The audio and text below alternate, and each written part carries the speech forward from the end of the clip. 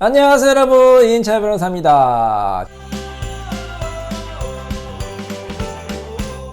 자, 오늘도 예전에 저희가 이제 진행한 사건 중에서 성공적으로 잘 끝난 사건에 대해서 말씀드리도록 하겠습니다. 자, 오늘은 이제 뭐 쟁점이 많고 이제 여러분에게 이제 도움이 되는 이제 유익한 내용도 많으니까 여러분 꼭 끝까지 시청하시기 바랍니다. 자, 이인철 변호사의 성공 사건 시작합니다. 자, 오늘 어떤 사건이죠? 네, 오늘 사건 소개해드리겠습니다. 네. 수원 가정부부 사건이고요. 네. 사무실에 오신 분은 아내분, 여자분이십니다. 저희 사무실 와주신 아내분과 상대방은 중년의 부부였습니다. 네. 상대방 남편에게 부정행위가 의심되는 그런 행동을 알게 되었고요. 어떤 행동을 했는데 이렇게 의심을 했죠? 돈을 많이 쓴다든가 돈을 많이 쓰고. 갑자기 뭐 멋을 부린다든가 멋을 부리고. 그러니까 아내 쪽에서 좀 의심이 됐겠죠. 네. 이에 차량에 있는 블랙박스를 확인해보니 네. 충격적인 내용들이 있었습니다. 결국 아내분은 네. 집을 나오셨는데요. 네. 상대방은 뭐 오히려 네. 우리 아내분이 시댁에 뭐 잘못했다, 네. 자기는 잘못한 게 없다 네. 이런 식으로 박대을 하면서 네. 우리 쪽을 공격을 하였습니다. 네. 결국 아내분께서는 이혼 및 상관자성도 진행하셨고요. 네. 재산 분할도 아주 잘 받은, 잘 마무리된 그런 사건입니다. 네, 이것도 실제 사건이죠. 보여드릴게요. 이제 수원 가정법원 사건이고요. 저희가 이제 원고 측이죠. 이제 상대방이 반소했기 때문에 반소 피고가 됐고요. 그래서 법무부이 저희 사무실에서 담당한 사건이고, 저희가 이제 위자료도 받고 재산분할도 이제 받은 사건인데, 말씀하신 대로 이제 아내가 의심이 되는 거예요. 김대리, 예를 들어서 뭐 남자친구나 남편이 있는데 의심스러운 행동을, 어떤 게 의심스러운 행동을 할까요? 핸드폰을 손에서 놓지. 핸드폰 손에 넣지 않는다. 맞아요. 핸드폰 어떤 사람 막 샤워할 때도 막 핸드폰을 막 가지고 들어가고 화장실에 들어가고 그다음에 잘 때도 꽉 그냥 붙잡고 있고 한시도 그냥 핸드폰에서 손을 안 대. 그리고 막 불안해. 물론 뭐 그런다고 다 뭐 그건 이제 외도가 아니지만 이렇게 막 숨기는 게 많은 경우 좀 의심스러운 경우가 많아요. 자, 또 뭐가 있을까요? 드라마에서 많이 봤듯이 네. 옷 속에서 의심되는 물건들이 발견해요. 어떤 물건 있어? 뭐 라이터나 명함 같은 거 있잖아요. 라이터 있다고 다 외도되는 건 아니죠. 물론 뭐 의심이 될 수는 있습니다. 또 홍의사, 어떤 게 의심되는 행동이 있을까요? 일단 뭐 저라면은요. 네. 일단 옷을 좀 좋은 걸 입고 다니고, 옷을 좋은 거 입고 다닌다. 머리 스타일도 좀 멋지게 이발도 하고, 향수도 좀 좋은 거 뿌리고, 그다음에 뭐 차도 좀 좋은 걸로 바꾸고 싶을 것 같습니다.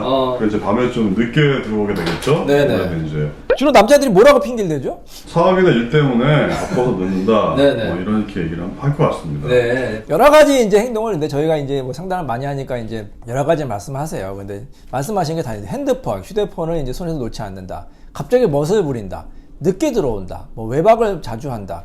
외박하는 핑계가 뭐 맨날 상가 갔다, 뭐 회사 뭐 출장 간다. 근데 알고 보니까 다 그게 아닌 경우도 많고.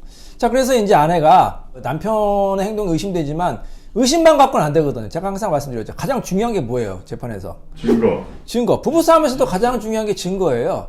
자, 홍 기사, 만약에 아내가 의심스러운 행동을 해서 만약에 물어봐요. 당신 바람 펴? 그럼 뭐라고 대답할 거예요? 증거를 대라. 네. 아내는 어떻게 해야 돼요, 그러면? 뭐든지 기록을 해놔야 될 것 같아요. 뭐라고, 어떻게?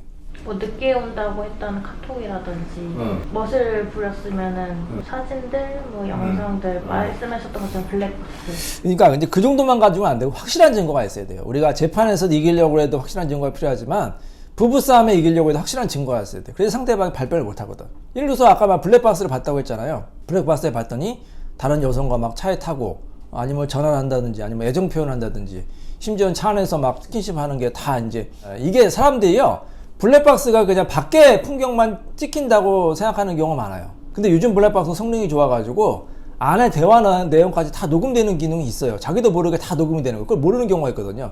그럼 블랙박스가 완전히 그냥 빼박 증거가 되는 거예요. 그래서 그게 증거가 되는 경우가 있어요. 이 사건도 마찬가지거든. 블랙박스 봤더니 뭐 다른 여성과 막 그런 정당한 행동하고 그게 다 녹음도 돼 있고 뭐 이제 숙박업소 갔는데 이제 다 이제 녹화가 돼 있는 거를 이제 깜빡하는 거야. 이제 그게 블랙박스가 계속해서 찍히는 거를. 그 이제 증거를 내면 이제 빼박 증거가 되는 거 아닙니까? 그래서 이제 소송을 하면 이제 승소할 수가 있는 거죠. 자, 그래서 이 사건에서도 저희가 이제 그런 증거들을 확보해서 승소할 수가 있었고, 또 이제 남편이 뭐라고 주장을 하느냐? 본인의 잘못은 인정을 대부분 안 하죠. 아내가 이제 살림을 잘못한다, 시댁에 이제 잘못한다, 이렇게 이제 핑계를 대는 경우가 많아. 오히려 자기가 이제 피해자다. 자, 이런 주장을 법원에서 받아들일까요? 입증해야 됩니다. 입증하는 경우가 있어. 막 사진 찍어 와. 설거지 막 안 해놓은 거, 청소 안 한 걸로 막 사진 찍어 와. 그게 확실하게 뭐 입증이 되나요? 아내 쪽에서는 자기는 살림 잘했다. 성악 잘 차린 사진 찍으면 또 그게 증거되지 않습니까? 그래서 그것도 증거 싸움인데, 뭐 설거지 안 하고 그거 증거 낸다고 그게 다 이제 아내 잘못이. 아니 설거지 뭐 한두 번 안 했다고 그게 살림 못 하는 거예요? 살림 뭐 설거지를 아내만 하는 법 있어요? 아내가 피곤한 남편이 해줘야지. 그런 거 아닙니까? 그래서 그것만 가지고는 증거는 부족해요. 근데 이제 아내 입장에서 하나 팁을 드리면, 혹시 남편이 그걸로 자꾸 이제 딴지를 걸 수 있기 때문에 자기가 잘한 거 사진 찍어 오세요. 집안 깨끗하게 이제 청소한 사진, 그 다음에 뭐 이렇게 남편 밥 차려주는 사진 이런 거 찍으세요. 남편이 뭐 밥 안 차려줬습니다. 그게 이제 불만 1순위예요. 밥 안 차려줬다. 그 다음에 살림 잘못한다. 그럼 사진 찍으세요. 그 부모님한테 효도 안 한다. 그럼 부모님한테 이제 안부 인사 문자 보내는 거 사진 찍고 증거를 남기고, 그렇게 이제 항상 그 시비거리를 차단하는 게 좋아요. 남편이나 아내가 이제 뭐 예상되는 그런 공격거리 있잖아요. 뭐 살림을 잘못한다, 뭐 어쩌고저쩌고 그런 거를 다 미리 예상해가지고 저희가 이제 그걸 코치를 드리죠. 저희는 워낙 경험이 많으니까, 상대방이 이렇게 주장할 것 같습니다. 그러면 아예 그거를 차단하기 위해서 미리미리 뭘 준비하세요. 다 그렇게 코치를 드립니다. 그래서 이제 사실 근데 큰 의미는 없어요. 법원에서 뭐 살림 잘못했는지 설거지 뭐 안 했는지 그거 신경도 안 씁니다, 여러분. 너무 시시콜콜한 거 가지고 싸우는 경우가 많아요. 이제 재판하면, 아니 얼마나 부부가 예를 들어서 10년 20년 살면서 얼마나 많은 일이 있었겠어요. 100가지 일이 있었겠죠. 그럼 100가지를 다 그냥 자세하게 그냥 주장해달라, 그거 이제 아주 중요하다고 생각하시는데, 제가 보기엔 하나도 안 중요하거든. 법원도 마찬가지예요. 정말 중요한 건 딱 한두 가지야. 예를 들어서 뭐 상대방이 바람 폈다, 아니면 뭐 큰 폭행이 있었다, 아니면 정말 심한 욕설을 했다, 딱 한 두세 가지 정도만 중요하고 법원에서도 인정하지, 뭐 살림 잘못했다, 뭐 상대방이 뭐 성격이 좀 이상하고 뭐 우울증 치료 좀 받았다, 뭐 이런 것들 있잖아요. 그런 거 하나도 안 중요해. 법원이 그런 거 따지지도 않아요. 그게 이혼 사유가 되는 것도 아니고, 괜히 시간 낭비, 정력 낭비하는 거예요. 그럴 필요가 전혀 없는 거예요. 딱 중요한 거, 뭐 10년 중에서 뭐 사건이 뭐 100가지 있으면 딱 중요한 거 한두 가지에 집중을 할 필요해요. 우리가 어떤 일에 성공하려면 선택과 집중이 필요하잖아요. 뭐 이것도 하고 저것도 하고 뭐 다 할 수가 있어요? 아무리 인간의 능력이 한계가 있는데, 나는 뭐 미술도 뭐 성공하고 싶고, 뭐 예술도 성공하고 싶고, 사업도 성공하고, 뭐 전문직도 따고, 뭐 그걸 다 할 수가 있냐고. 안 되잖아요. 한 분야에 집중해야만 성공할까 말까 하죠. 재판도 마찬가지거든요. 중요한 쟁점 한두 개에 집중해가지고 거기에 집중적으로 이제 파고 들어가지고 증거도 이제 내고 그래야지 성공하는 거지. 뭐 이거 주장 저거 주장 다 주장해봐야 그거는 소용이 없는 거예요. 아시겠죠? 자, 그래서 이 사건은 중요한 거는 뭐다? 남편의 외도, 거기만 집중하면 되는 겁니다. 그 다음에 이제 재산 분할, 그게 이제 중요한 거 아닙니까? 자, 재산 분할을 또 남편이 뭐라고 이제 주장했냐면, 이거 다 부모님한테 받은 재산이라고 주장한 거예요. 김대리, 부모님한테 받은 재산은 재산 분할 대상이 안 돼요? 특이 재산이어도 개월 기간이 길고 증가에 도움이 되었으면 기여도가 인정이 돼요. 자, 맞아요. 부모님한테 받은 재산은 원칙적으로 다른 배우자에게 기여도가 없죠. 부모님한테 받은 거니까. 하지만 부모님한테 받은 재산도 이제 시간이 지나고 가격이 이제 오르고 하면은 그게 다 기여도가 있는 거예요. 심지어는 어떤 경우에는 그 부모님이 내 이름으로만 한 겁니다. 실질적으로는 명의는 내 거지만 부모님 재산입니다. 그 명의신탁을 주장하는 경우가 있어요. 이 법원에서 명의신탁 주장 인정할까요? 이혼 재판에서 제가 명의신탁 주장해가지고 인정하는 경우 거의 못 봤어요. 거의. 뭐 100개, 뭐 1000개 사건 중에 한두 개 인정될까 말까. 그만큼 명의신탁이 어려워요. 이 명의신탁이라는 거는 여러분 뭔지 아시죠? 명의신탁이 뭐예요? 부동산이라든지 뭐 금융재산 같은 경우는 실질적인 주인은 따로 있고 명의자는 따로 있다는 게 명의신탁 아닙니까? 근데 그건 불법이에요. 부동산도 부동산 실명법. 다 실명으로 해야 되거든요. 이제 부득이하게 다른 사람 명의로 한 거 뭐 그럴 수는 있겠지만, 그렇다고 하더라도 그 사람 거로 추정이 되는 거예요. 예를 들어서 부모님이 결혼할 때 아들 명의로 집을 하나 해줬다. 그럼 집을 사준 거지. 그러니까 명의만 아들 명의로 한 건 아니잖아요.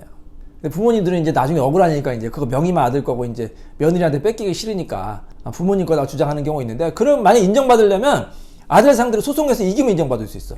명의신탁 해지로 인한 소유권 이전 등기 소송이 있거든요. 그러면 뭐 부모님이 그런 판결문 갖고 왔다. 그러면 법원에서 뭐 인정해주겠다. 판결문이 있기 때문에. 근데 그런 판결문이 없는 이상 대부분은 뭐다? 부모님이 아들한테 증여한 거다. 이렇게 보는 거예요. 부모님이 아들한테 증여한 건 뭐예요? 증여재산은 특유재산이지만 역시 결혼 생활이 오래되고 상대방 배우자가 기여도가 있으면 재산분할 되는 거예요. 그래서 우리 사건도 재산분할 인정받았어요. 30% 정도 받았습니다. 굉장히 많이 받은 거죠. 이 부모님한테 증여받은 재산은 50%까지는 힘들고, 왜냐면 어쨌든 그래도 그 상대방 부모한테 받은 건 상대방의 기여도가 많은 건 사실이니까. 그래서 이제 재산분할 보통은 재산분할 대상이 이제 되는 경우에도 기여도는 좀 줄어들어서 막 적으면 10%, 많으면 30% 정도까지 재산분할로 인정받을 수가 있습니다. 자, 아시겠죠? 오늘 이제 사건 쟁점이 많았는데 여러분 한번 꼭 기억하시기 바랍니다. 자, 이인터 변호사의 성공 사건 여기서 마치도록 하겠습니다.